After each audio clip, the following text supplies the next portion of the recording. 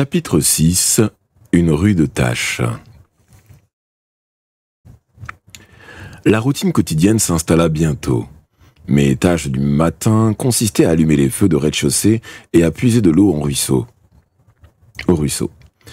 Tous les 2 jours, je faisais du feu dans toutes les cheminées de la maison pour combattre l'humidité. J'avais également pour consigne d'ouvrir les fenêtres des chambres et d'aérer pendant 10 minutes. Avant cela, je devais nettoyer chaque foyer. Je montais et descendais les escaliers autant de fois que j'étais bien content quand j'en avais terminé. Le pire, c'était la cheminée du grenier. Je m'en occupais toujours en premier, avant d'en avoir plein les jambes. Le grenier était la pièce la plus vaste de la maison, éclairée par une large lucarne. Il était vide, à l'exception d'un secrétaire en acajou fermé à clé. La plaque de cuivre repoussée entourant la serrure représentait un pentacle, une étoile à 5 branches, à l'intérieur de 3 cercles concentriques. Je savais que les magiciens utilisaient des pentacles pour se protéger lorsqu'ils convoquaient les démons. Que la serrure fût ornée d'un tel motif m'intriguait. Ce secrétaire semblait être de grande valeur. Que pouvait-il bien contenir? Et pourquoi l'épouvanteur ne l'avait-il pas mis dans son cabinet de travail? Il y aurait tout de même été plus à sa place. Cependant, je n'interrogeai jamais mon maître à ce propos. Le jour où nous en parlâmes enfin, il était trop tard. Après avoir aéré le grenier, je continuai mon travail en passant d'un étage à l'autre. 3 des chambres en dessous n'étaient pas meublées. 2 donnaient sur la façade, la 3e sur l'arrière. Cette dernière était la pièce la plus sombre de la maison. Son unique fenêtre ouvrant sur la falaise, le roc humide Le roc humide était si près qu'en soulevant la vitre, j'aurais pu presque le toucher. Un sentier courait sur une saillie de rocher montant vers le sommet. J'ai l'impression de faire beaucoup de bugs de lecture. Il me paraissait possible d'y sauter depuis la fenêtre. Je n'étais pas assez fou pour essayer, évidemment. Une glissade sur le sol verglacé et je me serais éclaté la cervelle sur les pavés en contrebas. Après l'allumage des feux, je donnais sa tisane à Meg. Puis j'étudiais mes verbes latins jusqu'à l'heure du petit déjeuner que nous prenions plus tard qu'à Chipenden.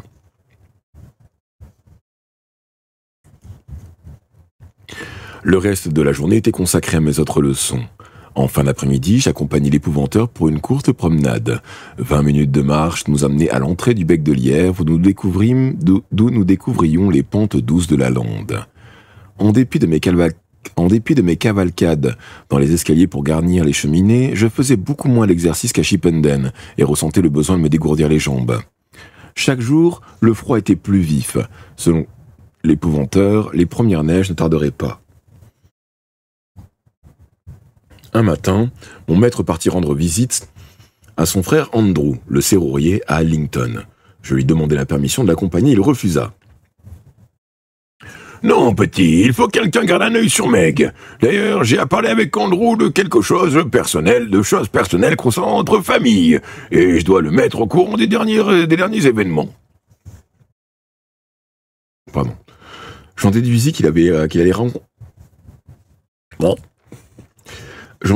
allait raconter à son frère ce qui lui était arrivé à Prieston, où il avait failli brûler sur le bûcher de l'inquisiteur. Dès notre retour à Chipenden, il avait écrit à Andrew pour lui annoncer qu'il était sain et sauf.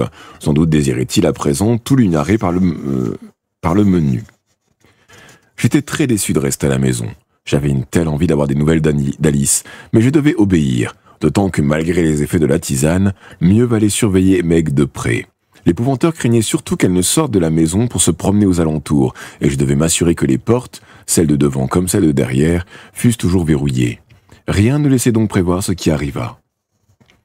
L'après-midi s'achevait et j'étais dans le bureau de l'épouvanteur, occupé à recopier une leçon dans mon cahier.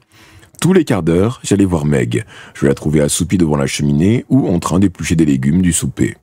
Or, à ma dernière incursion, je ne la vis pas. Je courus vérifier la fermeture des portes, puis, après avoir regardé dans le salon, je montai à l'étage, espérant qu'elle serait dans sa chambre. Je frappai, ne recevant aucune réponse, je poussai la porte. Personne. J'escaladai. L'autre volait une marche de plus en plus inquiet. En découvrant le grenier vide, je commençais à paniquer. Je me forçais à inspirer profondément en m'ordonnant à moi-même. « Réfléchis, où Meg pouvait-elle bien être ?» Il ne restait qu'un seul endroit, l'escalier conduisant à la cave. Cela paraissait peu probable car l'épouvanteur me l'avait dit, rien que l'idée de cet endroit la rendait nerveuse. J'allais dans le bureau, grimper sur le tabouret et passer la main sur le haut de l'escalier. Sur l'étagère, pardon, sur le haut de l'étagère. Meg ne pouvait avoir pris la clé sans que je m'en aperçoive. En effet, elle était toujours là. Avec un soupir de soulagement, j'allumai ma chandelle et me dirigeai vers la cave. J'entendis le vacarme bien avant d'atteindre la grille. Les chocs métalliques résonnaient dans tout l'escalier. Si je n'avais pas été persuadé de trouver Meg en bas, j'aurais juré qu'une créature était sortie des sous-sols et tentait de s'échapper. C'était bien Meg. À la lueur de la chandelle, je la découvris agrippée au bar de fer, qu'elle secouait, le visage ruisselant de larmes. L'énergie qu'elle y mettait prouvait qu'elle avait encore une grande force. « Venez, Meg !» lui dis-je avec douceur. « Remontons, il fait froid ici, c'est plein de courants d'air, vous allez vous enrhumer. »« Il y a quelqu'un en bas, Billy, quelqu'un qui appelle à l'aide !»« Il n'y a personne dans cette cave, montis-je. » Sa sœur, Marcia, la lamia sauvage, était enfermée au fond d'une fosse. Mais commençait-elle à se souvenir d'elle? « Je suis sûr que si, Billy. Je n'arrive pas à me rappeler son nom, mais elle est en bas et elle a besoin de moi. Je t'en prie, aide-moi, ouvre cette grille. Laisse-moi descendre. Éclaire-moi avec cette chandelle et allons voir. »« Je ne peux pas, mec, je n'ai pas la clé. Venez, s'il vous plaît. » Retournons à la cuisine. « John sait-il où est la clé ?»« Probablement. Pourquoi ne pas lui demander quand il rentrera ?»« Oui, Billy, c'est une bonne idée. Nous ferons cela. »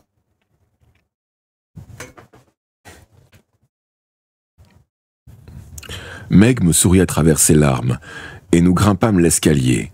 Je la menai à la cuisine et la fis asseoir sur son rocking chair devant le feu.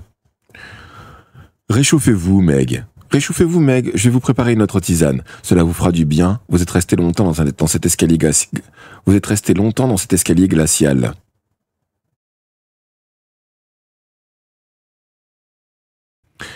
Elle avait déjà bu sa dose de potion de la journée, et je ne voulais pas risquer de la rendre malade. Aussi en mis-je très peu dans la tasse avant d'ajouter l'eau chaude. Elle me remercia, avala le breuvage jusqu'à la dernière goutte. Au retour de l'épouvanteur, elle s'était de nouveau assoupie. Je rapportai à mon maître ce qui s'était passé, et il secoua la tête d'un air préoccupé. « Je n'aime pas ça, petit. Nous allons devoir augmenter la dose, cela me contrarie, mais que faire ?» Je l'avais rarement vu aussi abattu. Je compris bientôt que ce n'était pas seulement à cause de Meg. « J'ai une mauvaise nouvelle, » m'annonça-t-il en se laissant tomber sur une chaise près du feu. « Emily Burns est décédée. Voilà plus d'1 mois qu'elle repose dans sa tombe. » Je ne sus trop que dire. Bien des années s'étaient écoulées depuis le temps où il était fiancé. On recommence. Je ne sus trop que dire. Bien des années s'étaient écoulées depuis le temps où il était fiancé à Emily. Puis Meg était devenue la femme de sa vie. Pourquoi paraissait-il aussi affecté?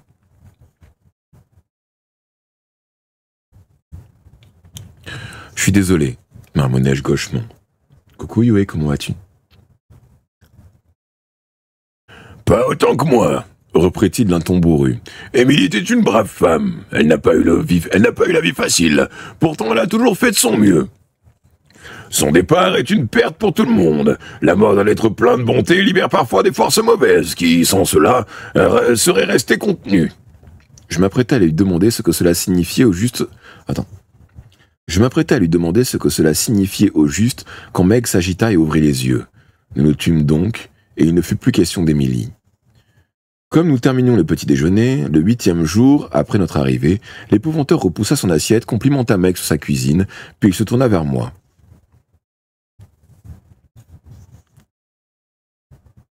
« Eh bien, petit, je crois qu'il est temps que tu ailles voir si la fille va bien. Tu trouveras le chemin, je suppose. » J'acquiesçai, retenant difficilement un sourire ravi. 10 minutes plus tard, je dévalai la pente du bec de lièvre. Je pris la route d'Adlington et obliquai sur le chemin menant à la ferme de Land. Lorsque l'épouvanteur avait pris la décision de regagner sa maison d'hiver, je m'étais préparé à affronter les intempéries et, en effet, la température baissait régulièrement. Or, ce jour-là, malgré la gelée matinale, le soleil brillait. L'air était léger et transparent. C'était une de ces matinées où on se sent heureux d'être en vie. Alice avait dû me voir approcher car elle sortit de la ferme et marcha à ma rencontre. Il y avait un petit bois à la lisière du domaine, c'est là qu'elle m'attendit, à l'abri des arbres. À son expression morose, je devinais qu'elle ne se plaisait guère dans sa nouvelle maison.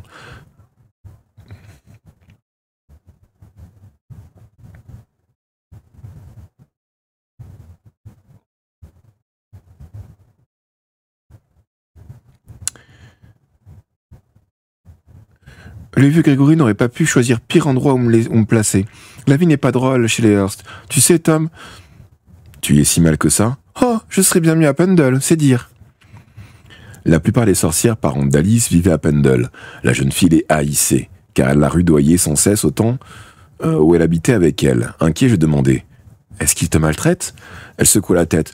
Oh, ils n'ont jamais lavé la main sur moi, mais ils m'adressent à peine la parole. J'ai vite compris pourquoi ils étaient aussi maussades et silencieux. C'est à cause de leur fils, ce Morgan, dont parlait John Gregory, un sale individu cruel et vicieux. Quel fils oserait frapper son père et rabrouer sa mère au point de la faire pleurer? Il ne les appelle pas papa et maman. Ses mots les plus aimables, c'est le vieux et la vieille. Ils craignent ses visites, ils ont peur de lui, ils ont menti à Gregory. Il est tout le temps à la ferme. Je ne peux plus le supporter. Je vais finir par lui régler son compte d'une façon ou d'une autre.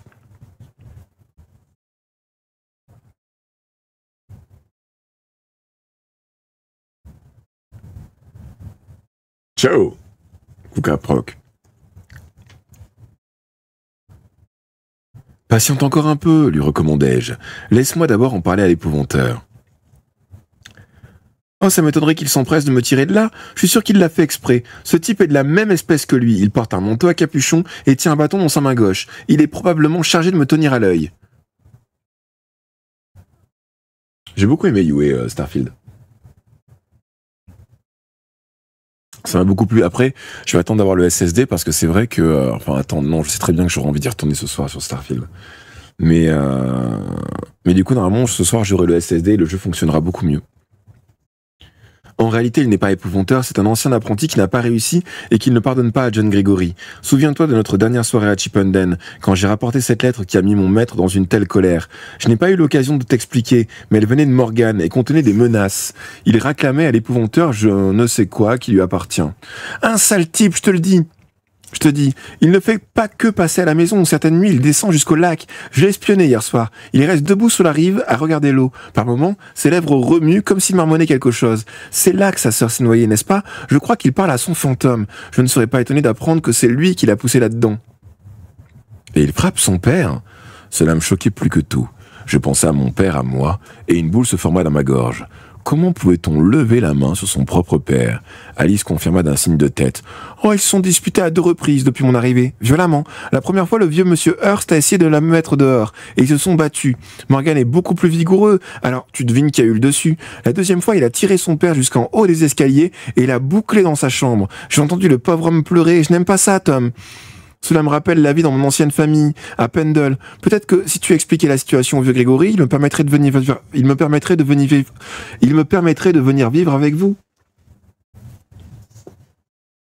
Oh, je ne crois pas que tu te plairais à Anglezark. La cave est pleine de fosses dont 2 contiennent des sorcières vivantes. L'une d'elles est la sœur de Meg, c'est une lamia sauvage.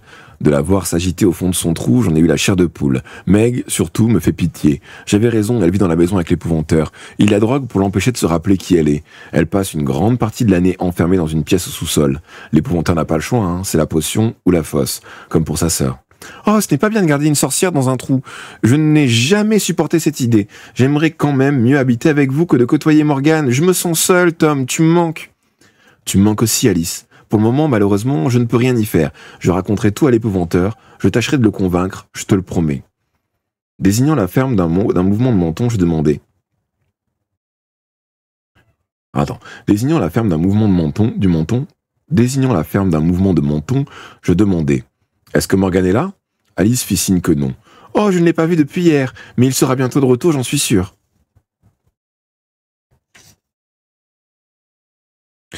Nous ne parlâmes pas plus longtemps. Madame Hearst apparut à la porte de derrière et appela Alice. Celle-ci leva les yeux au ciel d'un air excédé. Je reviendrai te voir, lui lançai-je. Lui lançai-je tandis qu'elle s'en allait. Oui, reviens, Tom, et parle au vieux Grégory, s'il te plaît. Je ne rentrai pas directement à la maison. Obliquant devant l'entrée du bec de lièvre, je grimpais sur une hauteur. J'avais besoin d'un bon coup de vent pour m'éclaircir les idées. La partie la plus élevée de la lande était un plateau nu, et le paysage n'avait rien à voir avec la campagne environnant Chipenden.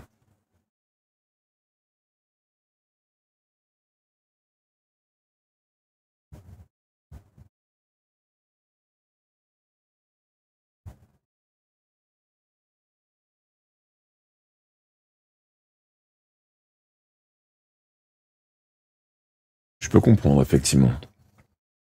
C'est vrai que quand tu as joué à No Man's Sky ou Star Citizen, t'as l'impression que tu peux pas décoller et tout. Bah, ça fait bizarre, quoi. Tu vois, t'as une cinématique et tu te dis, ouais, j'aurais préféré pouvoir décoller avec mon vaisseau et sortir de l'atmosphère et tout.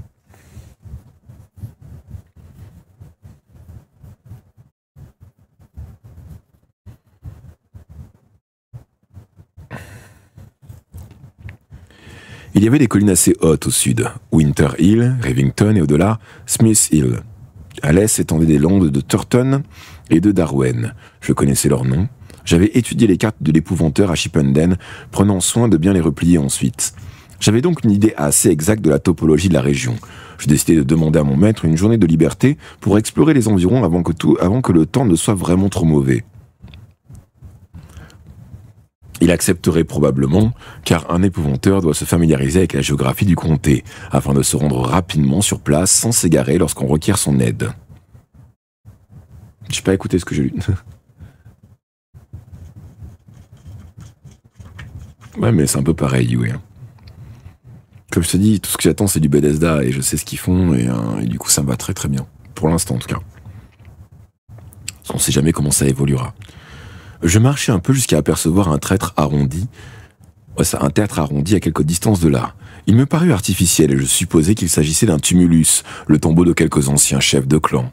Alors que j'allais faire demi-tour, une silhouette encapuchonnée, un bâton à la main, se dressa au sommet. C'était Morgan. Son apparition avait été si soudaine qu'il semblait sorti de nulle part. Le bon sens me dit toutefois qu'il avait simplement escaladé l'autre pente. Que faisait-il là ? Je n'arrivais pas à comprendre, il exécutait une sorte de danse, sautant de façon désordonnée et agitant les bras. Tout à coup, il abattit violemment son bâton sur le sol. Qu'est-ce qui pouvait bien le mettre dans une telle fureur ? Un pan de brume me le cacha alors, et j'en profitais pour tourner les talons. Je n'avais aucune envie d'être repéré, étant donné l'humeur où il était. Je ne traînais pas davantage. Par ailleurs, si je rentrais à une heure raisonnable, l'épouvanteur me permettrait plus volontiers de rendre visite à Alice une autre fois, et j'avais hâte de lui rendre compte de ce que j'avais appris. Après notre repas de midi, je racontai donc à mon maître que j'avais vu Morgan sous la lande et lui rapportai ma conversation avec Alice. En se grattant la barbe, il soupira. « La fille livrée. Morgan est un sale type, c'est sûr. Il s'habille en épouvanteur et les crédules s'y laissent prendre. Il lui manque pourtant la rigueur nécessaire à ce métier. C'est un paresseux qui va toujours au plus facile. Il m'a quitté il y a plus de 18 ans, et il n'a jamais rien fait de bon. Il se dit mage et profite du désarroi des honnêtes gens pour leur escroquer de l'argent. J'ai tenté de l'empêcher de mal tourner, un milieu de ceux qui refusent d'être aidés. » « Un mage ?» répétai-je. « Oui, un sorcier qui pratique la magie, qui est aussi un peu guérisseur et dont la spécialité est la nécromancie. » « La nécromancie, qu'est-ce que c'est ?» L'épouvanteur n'avait encore jamais employé ce terme. Je me dis que j'aurais beaucoup de choses à mettre par écrit dans mon cahier après notre conversation. « Utilise ta tête, petit. » Alors, fille, on a un nouveau venu? Ouais. Vas-y, il est bizarre, mais donne-lui une carte. Ouais. Et bienvenue du coup, tu es dans mes gens, MJ Chrisou, installe-toi confortablement en espérant te sentiras bien ici. Merci beaucoup de nous avoir rejoints.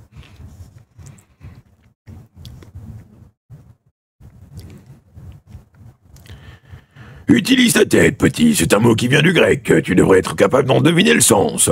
Eh bien, nécros signifie cadavre, dis-je après un temps de réflexion. Je suppose donc que c'est en relation avec la mort.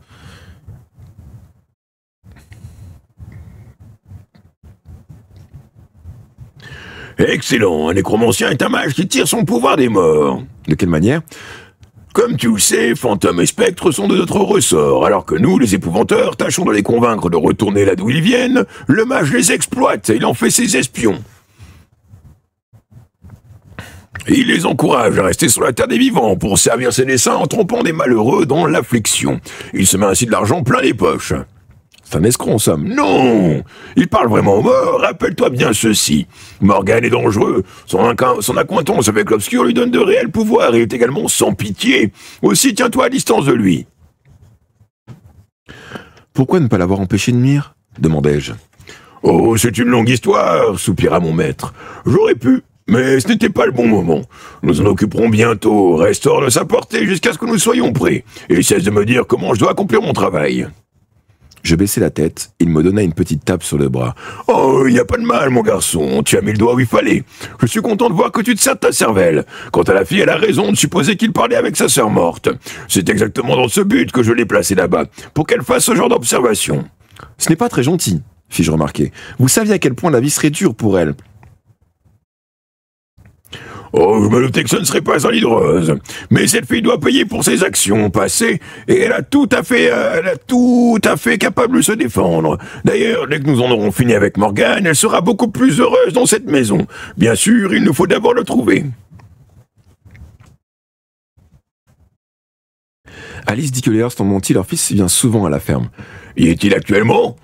Non, néanmoins, il peut surgir n'importe quand. Mon maître prit un air songeur. Alors peut-être devrions-nous entreprendre notre quête dès demain. Le silence s'étirant, je tins la promesse faite à mon ami, même si je savais que je perdais mon temps.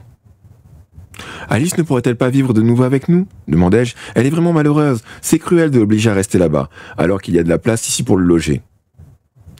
Pourquoi poser une question? Tu connais déjà la réponse, grommela l'épouvanteur en me jetant un regard furibond.